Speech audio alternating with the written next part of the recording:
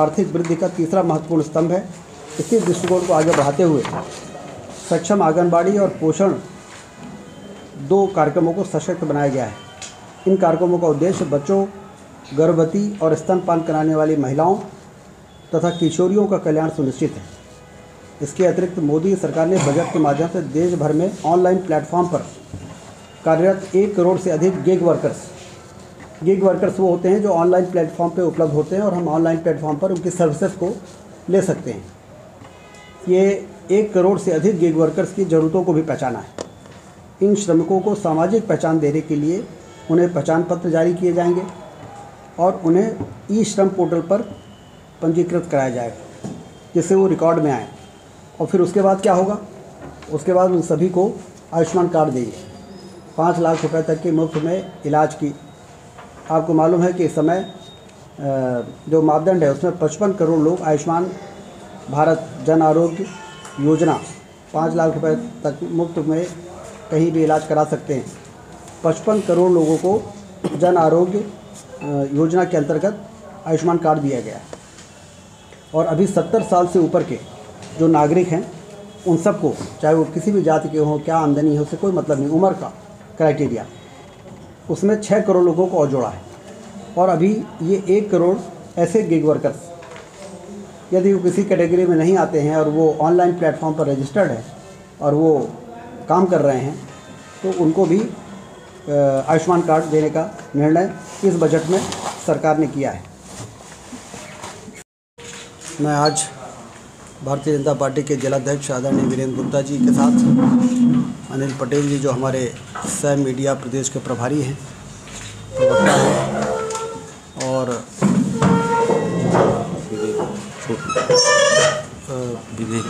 देश के 25-26 वर्ष के बजट की चर्चा करने के लिए आपके साथ सामने उपस्थित हूँ। इस बार का ऐतिहासिक बजट वित्त मंत्री सीतारमण जी ने प्रधानमंत्री जी के नेतृत्व में जो प्रस्तुत किया है उसका असर सारे देश में देखने को मिल रहा है। यदि हम कहें कि खुशी की लहर है तो अतिशयोक्ति नहीं है, ये अभूतपूर्व है। क्योंकि हमारे देश में आर्थिक कमजोरी के कारण हमेशा जिस प्रकार के बजट की अपेक्षा सरकारों से देश की जनता को होती थी, उस प्रकार के बजट देश की सरकारें चाहकर भी प्रस्तुत नहीं कर पाती थी आर्थिक मजबूरी के कारण। लेकिन पिछले 10 वर्षों के आर्थिक सुधारों का जो एक अभियान चला, उससे हम नहीं, सारी दुनिया ये मानती है कि भारत की अर्थव्यवस्था 11वें नंबर से 5वें नंबर पर पहुंची है। अब जर्मनी, जापान, अमेरिका और चाइना पर हमसे आगे हैं, बाकी सारे देशों को हम पीछे कर चुके हैं। और आने वाले 2-3 वर्षों में जर्मनी, जापान भी पीछे होगा, ऐसा हम नहीं, दुनिया मान रही है। हम तीसरी सबसे बड़ी अर्थव्यवस्था हो जाएंगे 27-28 तक। और 2047 में विकसित भारत 2047 का जो रोड मैप लेके हम लोग चल रहे हैं, उसमें अमेरिका, चाइना को भी पीछे करके भारत आर्थिक महाशक्ति बनेगा और दुनिया का नेतृत्व करेगा। उस दिशा में जो सुधार हुआ है उसका ये परिणाम है कि इस बार के बजट में 50 लाख करोड़ का बजट जो प्रस्तुत हुआ है, जो जब मोदी जी प्रधानमंत्री बने थे तो 16 लाख करोड़ का बजट हमारे देश का होता था। 3 गुना बढ़कर इन 10 वर्षों में बजट की साइज़ 3 गुना बढ़ी है। और उसका ये असर पड़ा है कि देश के विकास के लिए जो ज़रूरी अधोसंरचना की आवश्यकता होती थी, उसके लिए हमारे पास धन की कमी आड़े नहीं आ रही है।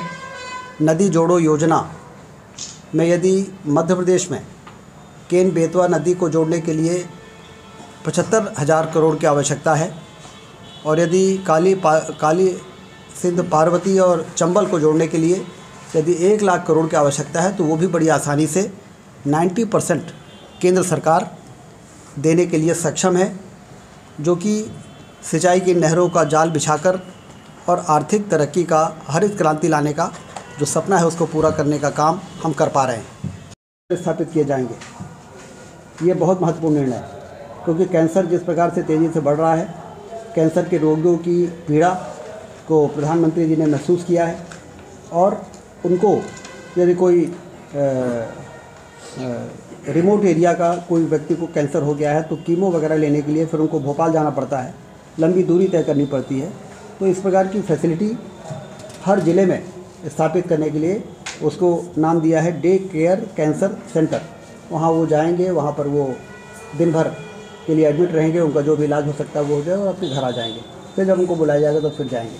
तो इस प्रकार से ये, और कैंसर की 36 प्रकार की दवाइयाँ तो कस्टम ड्यूटी से मुक्त किया है इस बजट में। मतलब कैंसर की जो दवाइयाँ हैं वो भी सस्ती हो जाएंगी अब। तो उसका इलाज जिले स्तर पर करने में, उसको दवाइयों को खरीदने में आर्थिक बोझ कम होगा। जल जीवन मिशन 15 करोड़ परिवारों को स्वच्छ पेयजल की सुविधा दी जा चुकी है। भारत की ग्रामीण आबादी का 80% हिस्सा कवर करती है। 100% कवरेज प्राप्त करने के लिए जल जीवन मिशन योजना को 2028 तक बढ़ा दिया गया है। इसका मतलब कि अब उसके लिए और बजट की आवश्यकता जो होगी वो मिलता रहेगा। आपको मालूम है कि किसी गांव में रहने वाले किसी व्यक्ति ने ना तो मांग की थी और ना ही कभी किसी ने सोचा था कि कोई सरकार आएगी और फिल्टर वाला पानी गांवों में हर घर में नल से जल देने का योजना लाएगी। शहर में तो फिल्टर वाला पानी आधे शहरों में नहीं मिल पाता था। जब मुझे याद है 2003 में भाजपा की सरकार बनने के पहले रीवा शहर, जो अभी इससे आधा था, अब तो रीवा बहुत तेज़ी से महानगर बन रहा है, उस समय तो इसका 30% 40% रहा होगा। उस छोटे से रीवा में आधे जनसंख्या को खारा पानी पीना पड़ता था। फिल्टर वाला पानी के लिए पर्याप्त फिल्टर प्लांट यहाँ पे नहीं थे। और आज मोदी जी की सरकार पूरे देश के हर गांव में फिल्टर प्लांट लगाकर टंकियाँ बना के पाइपलाइन बिछा के हर घर में नल से पानी, जैसे शहर में पानी की उम्मीद हम लोग करते हैं, वैसे ही गांव में भी हर घर में। अब हमारे देश के किसी गांव में माताओं बहनों को ट्यूबवेल से, तालाब से और कुओं से, बावड़ियों से पानी भर के ढोते हुए हम लोग नहीं देखेंगे। ये कलंक था नारी शक्ति के ऊपर कि वो पानी ढोना, घर का झाड़ू पोछा और चौका बर्तन करने के साथ साथ पानी भी ढोने का काम उनको करना पड़ता था। उस परेशानी से, प्रताड़ना से नारी शक्ति को मुक्ति मिलेगी जब उनके घर के दरवाजे में ही नल से पानी फिल्टर वाला मिलेगा। इससे बीमारी भी कम होगी। तो इस योजना में अकेले रीवा में 3000 करोड़ से ज़्यादा के काम चल रहे हैं। आप कल्पना करिए, सतना में भी 3000 करोड़ का काम चल रहा है, सीधी में भी चल रहा है, सिंगरौली में, पूरे मध्य प्रदेश में 60,000 करोड़ का काम, 70,000 करोड़ का काम, पूरे देश में 8 लाख करोड़ का काम। ये पैसा कहाँ से आ रहा है? ये जो अर्थव्यवस्था मौजूद हुई हमारी 11वें से 5वें नंबर पर, उसके कारण हमारे खजाने में जो पैसा बढ़ा है, उस पैसे का सदुपयोग इस देश के नागरिकों को शुद्ध जल देकर उनको बीमारी से मुक्त करना। क्योंकि हम लोग जानते हैं कि बीमारी का मूल जड़ होता है पानी। यदि पानी सही नहीं है तो बीमारी को रोकना फिर संभव नहीं है, चाहे हम कितने भी अस्पताल बना दें। तो वास्तव में देखा जाए तो स्वास्थ्य सेवा के क्षेत्र को भी एक बहुत बड़ी भूमिका ये फिल्टर वाला पानी, जो जैसा कि हम लोग जानते हैं कि देश को यदि समृद्ध बनाना है तो देश के नागरिकों को समृद्ध बनाना पड़ेगा। हमें किसानों को समृद्ध बनाना पड़ेगा, हमें युवाओं को सक्षम बनाना पड़ेगा, हमें नारियों की सशक्तिकरण करना पड़ेगा और हमें गरीबों को गरीबी से बाहर लाना पड़ेगा। तब जाके देश समृद्ध होगा, सशक्त होगा और वास्तव में आर्थिक तरक्की का जो मायने है वो ज़मीन पर हमको दिखाई देगा। इसलिए प्रधानमंत्री जी ने इस बजट को का व्याख्या करते हुए कहा है कि ये बजट बचत बढ़ाएगा, निवेश बढ़ाएगा, खपत बढ़ाएगा और विकास को भी तेज़ी से आगे बढ़ाएगा। देश के नागरिकों की जेब कैसे भरे, देश के नागरिकों की बचत कैसे बढ़े और देश के नागरिक विकास में कैसे भागीदारी बने, इसकी नींव ये बजट रखता है।